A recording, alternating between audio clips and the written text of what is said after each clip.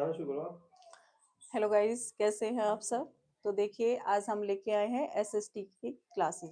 तो एसएसटी की क्लासेस में जैसे कि आप सभी को पता है, हमें भी पता है कि हाँ, बच्चों के बोर्ड के एग्जाम स्टार्ट होने वाले हैं। तो एसएसटी थोड़ी टफ पड़ती है बच्चों के लिए, बच्चों को क्योंकि थ्योरिकल सब्जेक्ट होता है, तो थोड़ा लर्निंग वर्क करने में थोड़ा कन्फ्यूजन होता है। तो आप लोगों की हेल्प के लिए हमने सोचा है कि हम कुछ करते हैं। तो इसी के लिए इसी में है, जैसे क्वेश्चन हमारा है, यूरोप में राष्ट्रवाद के विकास में संस्कृति के योगदान को दर्शाने के 3 उदाहरण देने हैं। तो इसे हम याद कैसे करें? बच्चों को ये कन्फ्यूजन होता है कि हम ये इतना हार्ड टॉपिक है, इसे याद कैसे करें? लेकिन कुछ चीज़ें ऐसी होती है जिसको हम याद नहीं कर पाते, कुछ चीज़ें होती हैं हम प्रैक्टिकली अगर हम उसे देखते हैं, तो हम बहुत जल्दी उसे याद कर पाते हैं। चलिए, मैं अब थोड़ी-सी आपकी हेल्प करना चाहती हूँ। इसमें देखिए, हमारे राष्ट्रवाद के विकास में भौतिक परिस्थितियां जैसे कि युद्ध, क्षेत्रीय विस्तार, शिक्षा आदि का जितना योगदान रहा है, उतना ही योगदान रहा है हमारी संस्कृति का। तो इतना ही योगदान हमारा किसका रहा है? संस्कृति का।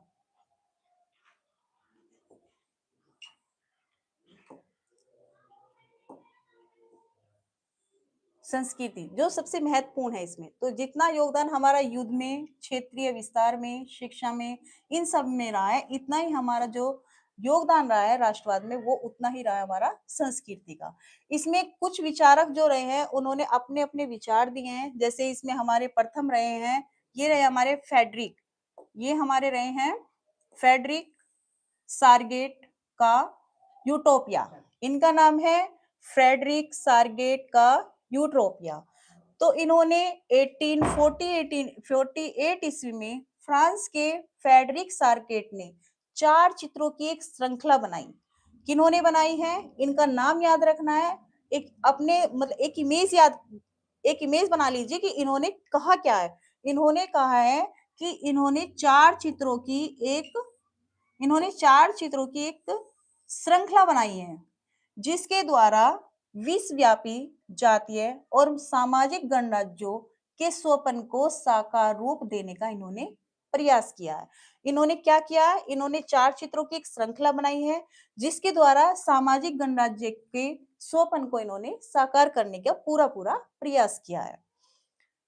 उसने कल्पना पर आधारित आदर्श राज्य या समाज, समाज यानी कि यूटोपिया, इन्होंने राज्य और समाज को नाम दिया है यूटोपिया का।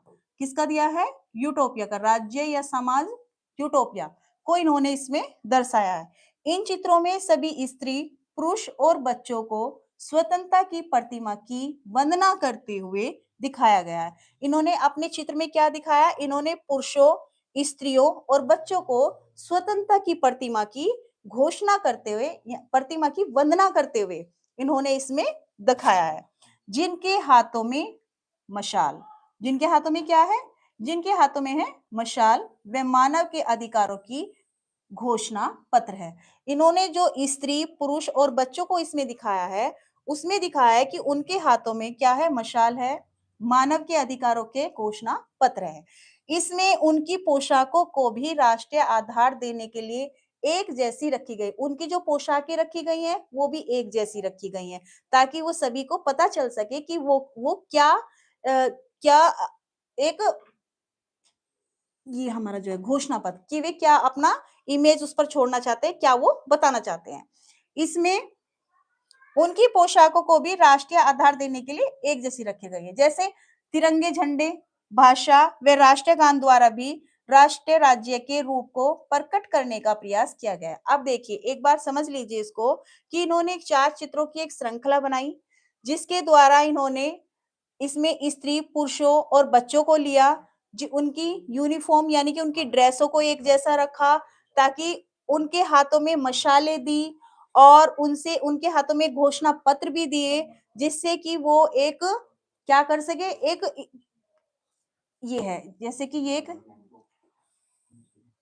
एक अपनी पहचान दे सके कि हाँ, ये किसी चीज को प्रकट करना चाहते हैं, कोई बात बताना चाहते हैं। ऐसे ही देखिए,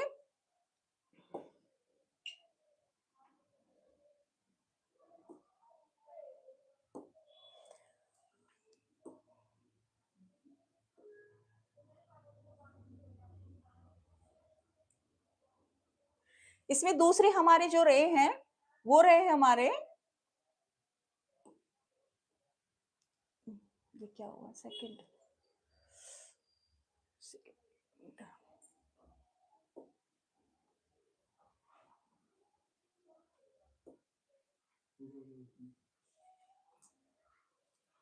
दूसरा आ गया तो गलत आ गया।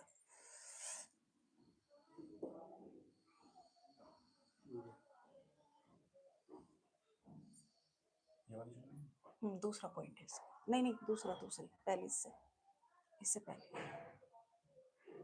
ये वाली है, ये रहा।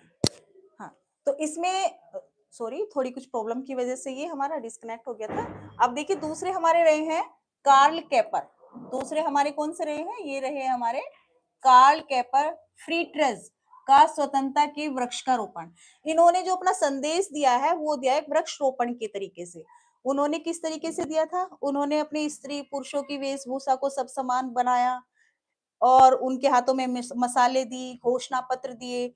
अब इन्होंने जो बताया, इन्होंने बताया है वृक्षारोपण के तरीके से। वृक्षारोपण के तरीके से कैसे बताया इन्होंने, जर्मनी चित्रकार कार्ल केपर फ्रीट्रेज ने स्वतंत्रता के वृक्ष का रोपण करते हुए एक चित्र बनाया। उन्होंने क्या किया, एक चित्र बनाया और इसकी पृष्ठभूमि में फ्रेंच सैनिकों को जर्मन शहर पर कब्जा करते हुए दिखाया। किसको दिखाया, इन्होंने दिखाया फ्रेंच जो सैनिक थे, इन्होंने एक वृक्ष रोपण बनाया, एक चित्र बनाया और उस पर इन्होंने फ्रेंच सैनिकों को जर्मन पर कब्जा करते हुए दिखाया। कब्जा करते हुए दिखाया। इसमें फ्रांसीसी सैनिकों को नीली, सफेद व लाल पोशाकें, ध्यान रखना है इसमें किस तरह की पोशाकें इन्होंने की है नीली, सफेद व लाल पोशाकों को इसमें इन्होंने उनको दिखाया, उनको यानी कि हाईलाइट किया कि ताकि देखने वाला उन्हें सामने से देख सके। नागरिकों का दमन कर रहे थे, जैसे किसी किसान की गाड़ी छीन ली। वो क्या कर रहे थे, उन्हें जो दिखाया, जो वहां के नागरिकों का दमन कर रहे थे। कैसे दमन कर रहे थे वो, जैसे कि किसी किसान की गाड़ी छीन ली, किसी महिला के साथ उन्होंने कोई बदतमीजी कर दी, उसे तंग किया, या किसी के घुटनों के बल बैठने पर उसे मजबूर कर दिया, किसी गरीब को उन्होंने ज्यादा उसका शोषण कर दिया। अतः शोषितों द्वारा जो स्वतंत्रता का वृक्ष रोपित हुआ है, उस पर एक तख्ती लगी है जिस पर जर्मन में लिखा हुआ है। क्या लिखा हुआ है जर्मन में, जर्मन में लिखा हुआ है, हमसे आजादी और समानता ले लो, यह मानवता का आदर्श स्वरूप है। जिस पर क्या लिखा है इस तख्ती पर, इस पर लिखा है हमसे आजादी और समानता ले लो, यह मानवता का आदर्श रूप है। यह एक तरह से फ्रांसीसियों पर किया गया है व्यंग। क्या किया गया था, ये एक तरह का फ्रांसीसियों पर किया गया व्यंग था, यानी कि उस पर कोई टिप्पणी की गई थी कि उनका एक तरीके से मजाक बनाया गया था। यह क्योंकि वे कहते थे कि वे जहां जाते हैं वहां राजतंत्र का अंत करके नई आदर्श व्यवस्था कायम करते हैं, यानी कि वे मुक्तिदाता है। क्या करते हैं, वे जहां भी जाते हैं वहां पर अपने आदर्श और व्यवस्था को कायम कर देते हैं, यानी कि वे क्या है, मुक्तिदाता है। अब हमारे जो तीसरे तीसरे जो रहे हैं, ये रहे हैं यूजीन डेलाक्रा की दे मैस्कर एट कियोस। दोबारा देख लीजिए, यूजीन डेलाक्रा की दे मैस्कर एट कियोस, ये रहे। इनके विचार क्या रहे हैं, इन्होंने अपने विचार बता दिए भाई। इनके विचार क्या रहे हैं, इन्होंने एक वृक्षारोपण किया, एक चित्र बनाया, उसमें इन्होंने हाईलाइट किया नीले, सफेद और लाल रंग की पोशाक दिखा करके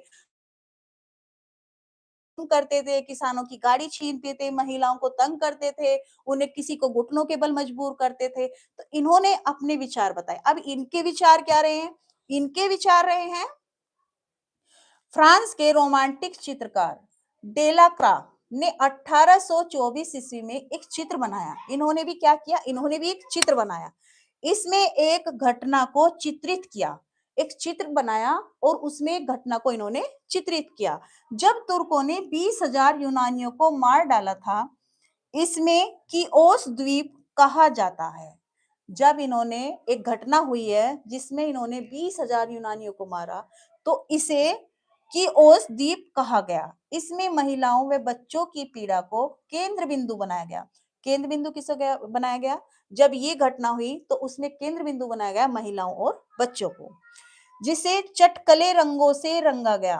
देखिए, इसमें जो बच्चे और महिलाएं दिखाई गई हैं, जिनके साथ पीड़ा हुई है, उन्हें चटकीले रंगों से यानी कि गाढ़े रंगों से दिखाया गया, ताकि देखने वाले की नजर सामने से उन पर पड़ सके, ताकि देखने वाले की भावनाएं जागृत हो सके और उन पर पड़ सके और उनके मन में यूनानियों के प्रति सहानुभूति उत्पन्न हो सके।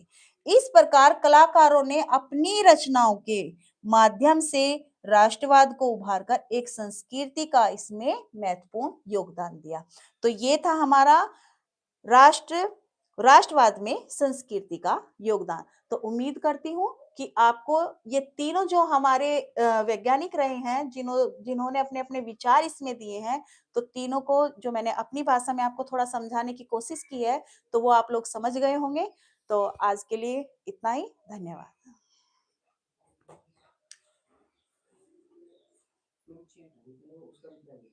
हुँ, हुँ, हुँ।